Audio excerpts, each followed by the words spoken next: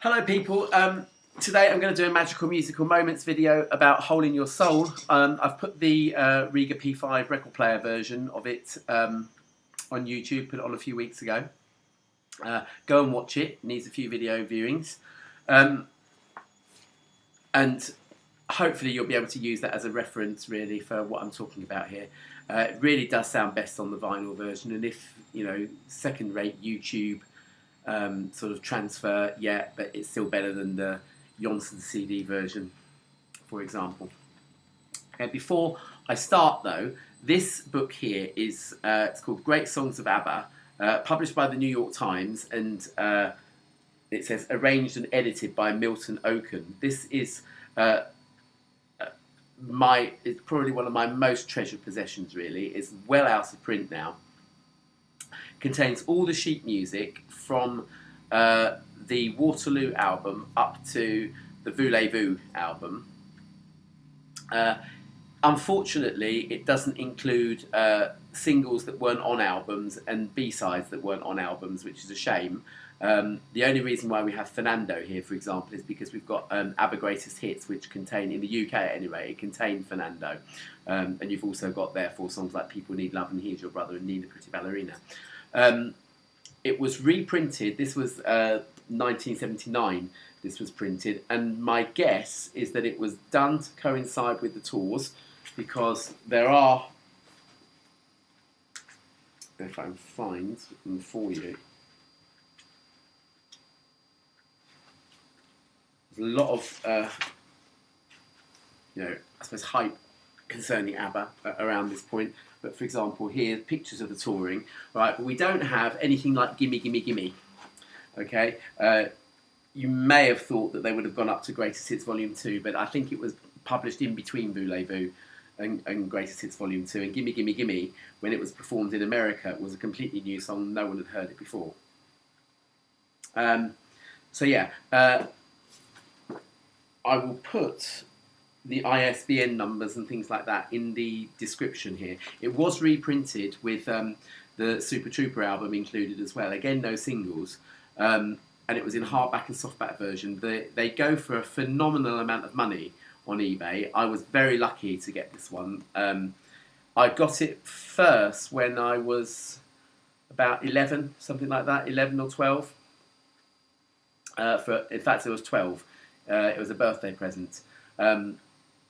And was I 12 or 13, something like that. It was a birthday present anyway. That version is stashed away somewhere or other in storage or something, some place where I used to live, where I grew up. So a few years ago, I bought on eBay a fairly reasonable price, probably about £20 or something like that. I bought this, but it goes for hundreds. So yeah, just be aware that it's not a cheapo thing, all right? And my second copy is now falling to pieces, which is a shame, so I try not to play from it too often, okay? All right, so talking about Hole in Your Soul then. It's a song of contrasts, louds and softs, that's what we call dynamic contrast, and highs and lows, okay? And really, the magical musical moment is based on that contrast, really, the high and low contrast, all right? So if we actually have a look, really, at how this is set up to start with, okay? First of all, we have a lyric which, in a sort of quite basic way, is saying that the world we live in is basically an illusion. Okay, you paint your world and use all colours, for example, and then it all comes out too bright. So in our own sort of daily life, we go about it, we try and, you know, in our daydreams and that sort of thing, we try and make out that the world isn't quite as bad as perhaps, you know, other people think it is, and then suddenly they only spit in your eye, you know, it's only a lie and that sort of thing. We get lost in love, too romantic. The songs you sing are too romantic. And then they only spit in your eye. You get, you know, so people are basically they have this yearning which is not being fulfilled, and the only thing that can fulfill it, as far as Abba, or probably more specifically Bjorn, is concerned, is rock and roll. Okay, it fills the hole in your soul, apparently.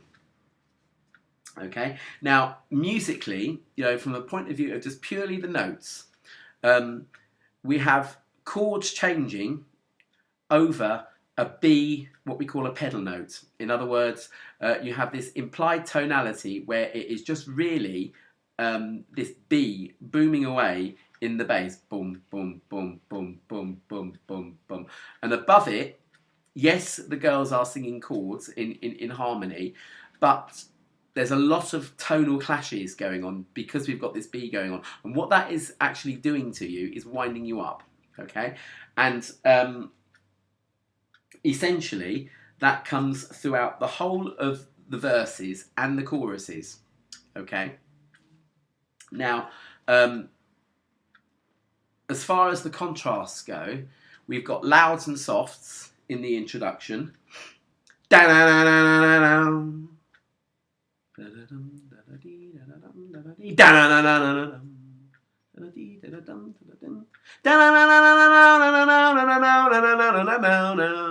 in that guitar riff, which I might one day sing in tune, but in that guitar riff you have basically high notes, the guitar's highest notes coming down to its lowest, which is setting you up for the fact that you are getting loads of highs and lows here. All right, and then the full band comes in, warming you up with this. Yeah, we've got the B in the bass setting us up, and we've got a B followed by an E, followed by a B, followed by an E in the in the top line. Okay, the girls start to sing, okay, at their highest notes. You feel bad, let me tell ya. Okay, far nicer than I do. All right, okay, in their high notes, in their high registers. Okay, again, boom, boom, boom, boom, B in the bass the whole way through. Okay, and then suddenly for the choruses, the boys are in their very lowest registers. It's gonna be rock and roll to fill the hole in your soul. Okay, and you have also got an implied major minor sort of clash here as well. A bit like the way I was explaining to you in the Joan Armour Trading Magical Musical Moments video that I did a little while back. How you can have this major chord with a minor third stashed on top of it as well. I'll try and play it to you. You'll have to stare at my record collection for a moment.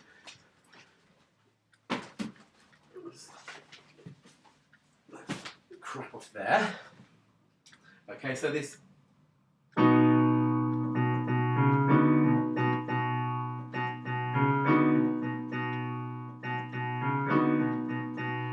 Okay, so I'm playing a B chord at the top, and this "It's gotta be rock and roll" is the is in the minor key, B minor, and it's a B major chord over the top, which is, creating a lot of tension there. Okay, so we have two verses of that, and then we come to the paint your world and use all colours bit, okay, which is really, again, where now the girls are doing the louds and softs, okay, and we also have the girls singing their very highest notes in the harmonies, top notes in the harmonies, but listen deep down in the mix and you'll find the girls doing their very lowest mix, their very lowest notes as well. Oh, right down there. And you paint your world and use all colours. You find it all comes out too bright. You know it's only a lie. The songs you sing are too romantic. Aha, aha, aha. And when you want the truth, they only spit in your eye. And as we're doing the songs you sing are too romantic, here's the magical musical moment. The most gorgeous solo violin at the top, screeching away again at its very, very highest notes, and it sounds so sad and so beautiful. And it's setting you up for when the girls are suddenly they do their own screech, okay? But it's like an I'm pulling my hair out, Okay, we pull our hair out as well because we're now back to this boom, boom, boom, boom B pedal note. Okay, back into the verse 1 this time as a repeat. Okay, so it's like the third verse, but verse 1, just with the percussion there, and you can't do anything really except move around and dance around to that little bit there because you are so worked up by this point. Where is that B going? You know, why doesn't it change? Okay, why are they screaming? Why are they suddenly whispering? Why are they screaming? Why are they? And then,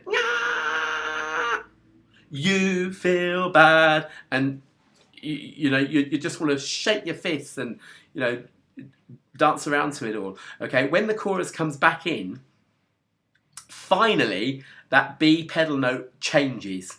Okay, during that chorus, all right? We've still got the B chord at the top, but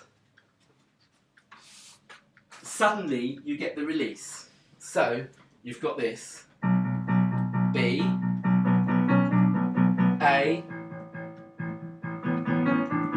G sharp, A, B.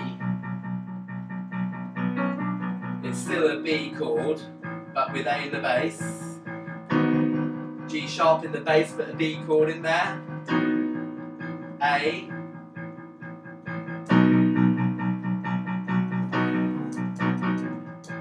And so on. And it really, at that point, that is providing you with the release. There's improvisation all over the shop from synthesizers and guitars and what have you. It's absolutely stunningly done, and I would just encourage anybody, even if you don't know ABBA, go and listen to that song because I think it's fabulous. Quite why it's not on any of the gold compilations, I really don't know, because it really should be there. It's a forgotten gem. It made the perfect end to their live shows. What did we have? We had Does Your Mother Know?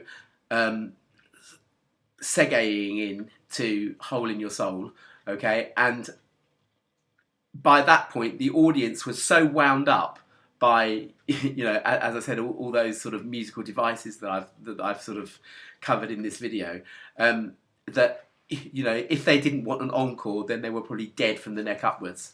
And in fact, an encore is what they got, because we had The Way Old Friends Do, and then we had Dancing Queen. Sorry, then they went off again, and we were stampeding the house down, and then they came back and played Waterloo, and it was absolutely amazing. So, a great song and a great way to end a live gig.